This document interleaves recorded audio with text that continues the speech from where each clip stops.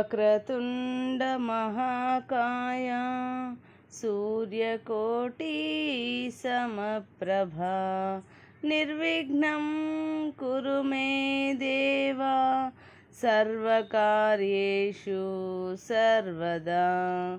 గురుబ్రహ్మా గురుర్విష్ణుః గురుర్దేవో మహేశ్వరః గురుః సాక్షాత్ పరబ్రహ్మ తస్మై శ్రీ గురవే నమః.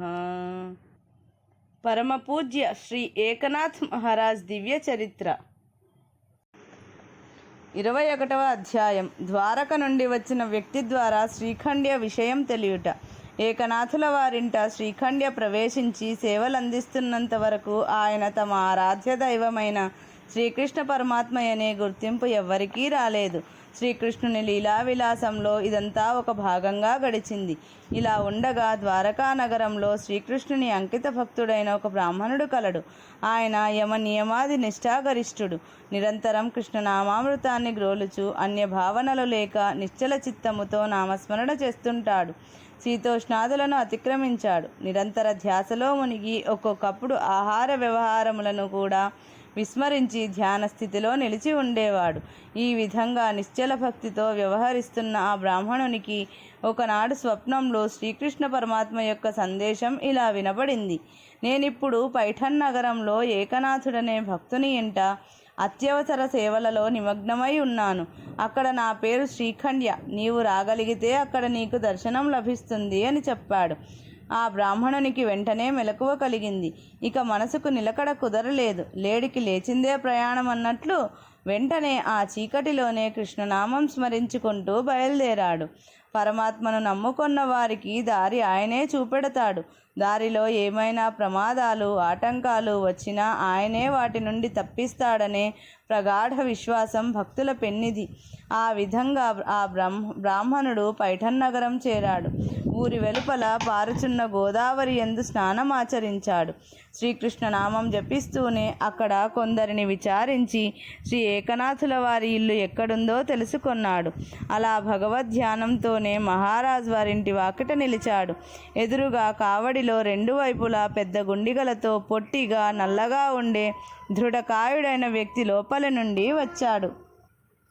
నిలచిన బ్రాహ్మణుడు, అయ్యా ఇదేనా మహారాజు వారిల్లు అని ప్రశ్నించాడు. ఆ వ్యక్తి చిరునవ్వులు చిందిస్తూ, అవును ఇదే వారిల్లు. మహారాజు వారు లోన పూజలో ఉన్నారు, లోపలికి వెళ్ళండి అంటూ దారి చూపి తాను బయటికి వెళ్ళాడు.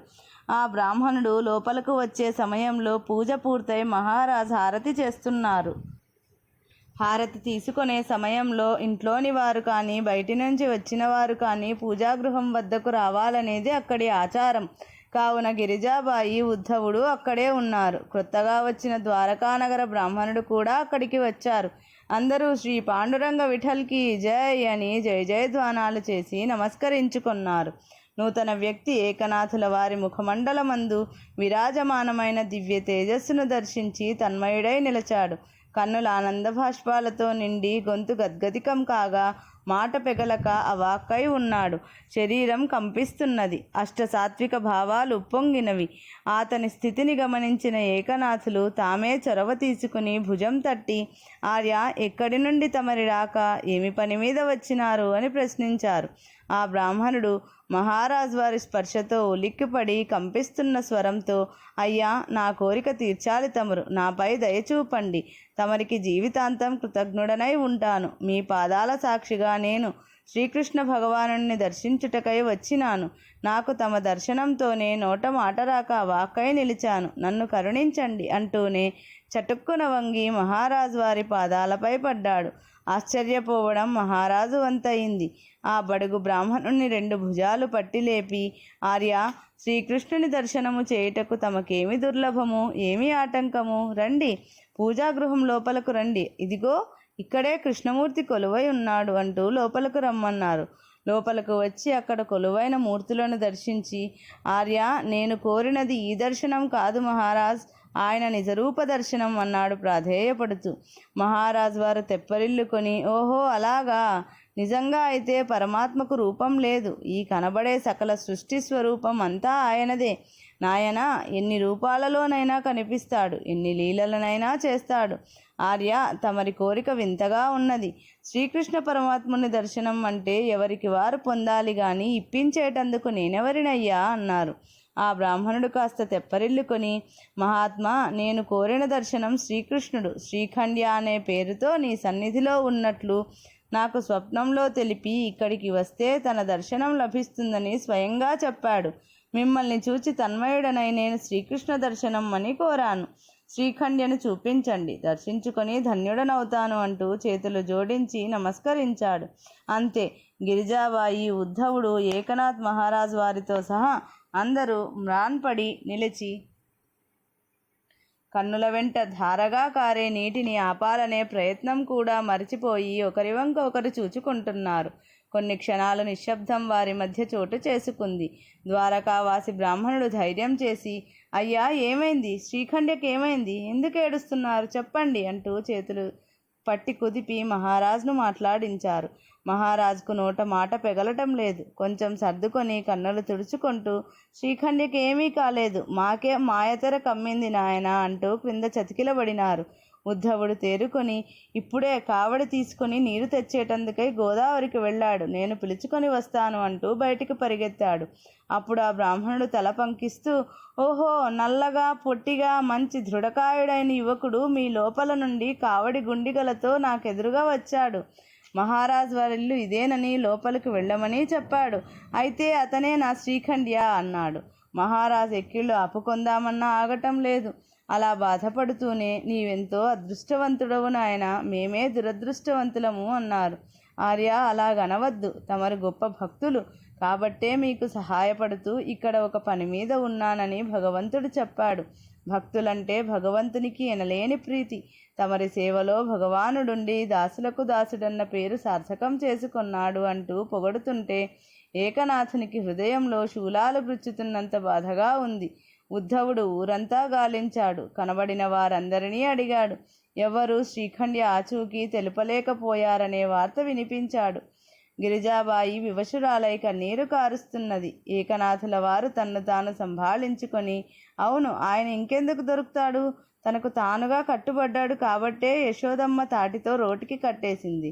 తనకు తానై చెప్పి ఈ బ్రాహ్మణుని మనింటికి పంపాడు కాబట్టి మనకి ఈ విషయం తెలిసింది. ఆయనను మనం కనిపెట్టగలమా? ఎంత చదివినా ఎంత విన్నా మనం మూర్ఖులమే. అతని మాయయే గొప్పది.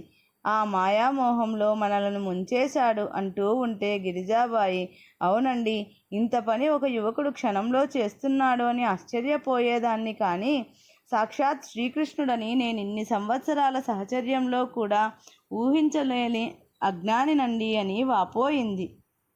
ఆర్య, నేను వచ్చి మీకు చాలా కష్టాన్ని కలిగించాను, క్షమించండి, నా భాగ్యం ఇంతే కాబోలు అంటూ బ్రాహ్మణుడు వాపోతున్నాడు.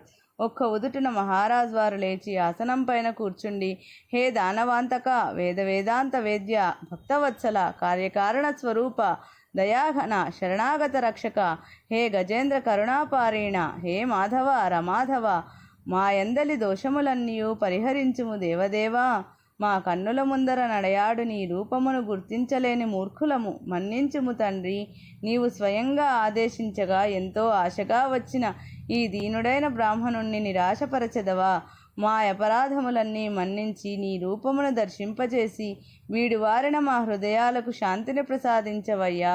దీనశరణ్య, 12 సంవత్సరములు నీ చేత చేయించుకున్న సేవలకు నేనేమియ్యగలను తండ్రి? రోజులెట్లు గడిచినవో తెలియనే లేదు. నీ దాసులము, దీనులము, కృపానిధి, దర్శనము ప్రసాదించుము శ్రీఖండ్య, శ్రీకృష్ణ అంటూ ప్రార్థించారు. అందరూ నిర్విణ్ణులై చూస్తున్నారు. పూజాగృహమంతా సువాసన భరితమైంది. వినీల కాంతి గది నిండినది.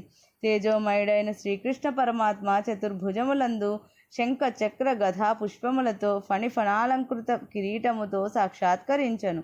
ద్వారకా బ్రాహ్మణుడు, గిరిజాబాయి, ఉద్ధవుడు, ఏకనాథులతో సహా అందరూ సాష్టాంగ వందనములు చేశారు. శ్రీకృష్ణమూర్తిని తనివి తీరా అందరూ దర్శించుకొన్నారు. నీవు ఏకాగ్ర మనస్సుతో భక్తిని అలవరుచుకొన్నావు.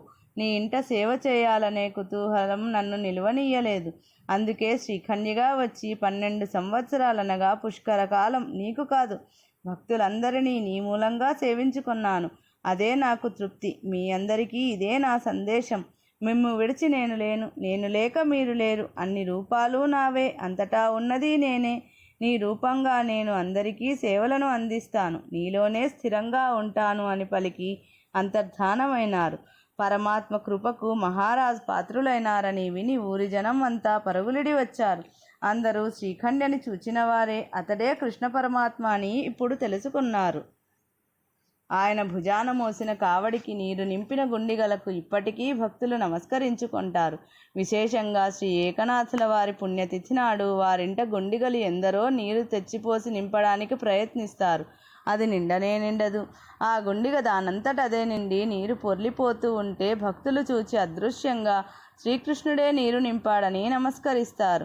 ఆ దృశ్యం చూచేటందుకై వేలాదిగా భక్తులు అక్కడకు చేరుతారు. ఇది ఈనాటికి కనిపిస్తున్న సత్యమే. మహారాజ్ వారి పరాభక్తి. శ్రీ ఏకనాథ మహారాజ్ వారితో పాటుగా మరికొందరికి కలిగిన అద్భుత దర్శనం ఎన్నో జన్మల సుకృత ఫలం అని భావించారు.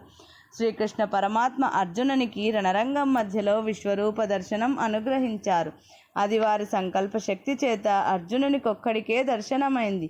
కురుసభా మధ్యంలో శ్రీకృష్ణుని పరాభవించబూనిన దుష్ట చతుష్టయానికి అసలు ఏమీ కనిపించకుండా అయింది.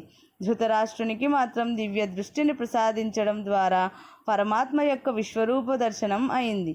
కానీ భక్తిభావం అతనిలో వికసించలేదు. ఏదేమైనా పరమాత్మ సంకల్పం వల్లనే ఆయన యొక్క నిజరూపాన్ని దర్శించడం సంభవిస్తుంది. ద్వారకావాసి అయిన సాధకునికి ప్రేరణ కల్పించడం ద్వారా పరమాత్మ తన నిజరూప దర్శనాన్ని ఏకనాథునితో పాటు అందరికీ అనుగ్రహించారు. ఈ దివ్యానుభూతి వర్ణించుటకు మాటలు చాలవు, అనుభవైక వేద్యమే అంటూ ఏకనాథ్ మహారాజ్ వారు తమ అభంగాలలోనూ హారతి పాటలలోనూ పొందుపరచారు. మనం ఏదైనా క్షేత్రానికి పోయి దైవ దర్శనం చేసుకుంటాము. తర్వాత ఎప్పుడు తలంచుకున్నా ఆ దర్శన విశేషాలు మన మనసు అనే అద్దంపై స్పష్టంగా కనిపిస్తాయి. అలాంటప్పుడు శ్రీకృష్ణ పరమాత్మ దర్శనం చేసుకున్న పుణ్యాత్ములకు మరలా మరలా తలంచుకున్నప్పుడెల్లా ఆ దివ్య మంగళమూర్తి స్ఫురించడం సహజమే కదా. అందుకే దానిని దివ్య దర్శనం అన్నారు. రామకృష్ణ హరి జై జై, పాండురంగ హరి జై జై. ఇది శ్రీ ఏకనాథ్ మహారాజ్ దివ్య చరిత్ర 21వ అధ్యాయము సంపూర్ణం.